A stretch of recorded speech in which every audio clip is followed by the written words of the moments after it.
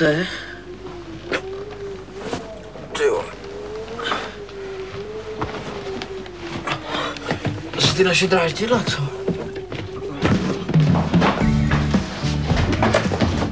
Jeďte radši na Pánský.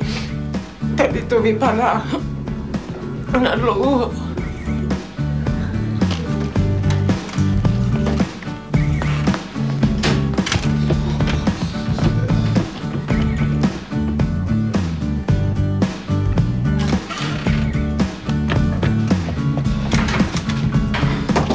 Prosím, se dělej.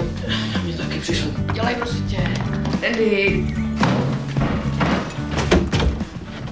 A? Vy jste to včera pěkně odflákli, můžete na to vlítnout rovnou znova. To bude výtvor. Já se posedu. Na recepci je prach. Jídelné je špinavější než včera. Pane, ale já... Sem ne, tady je utržený splachovadlo. Běž nahoru. Andy, dělej, prosím tě, fakt to dobře.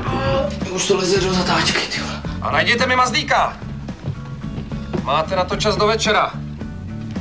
Tak letíte. Ty to bude matroš. Ty vole, Andy, já to pustím, fakt. Ty vole, tlač to, nebo já už jsem. Já se pose. Ty vole, ty jsi Dělej! Já to tady... Jsem na tebe, ty blbečku.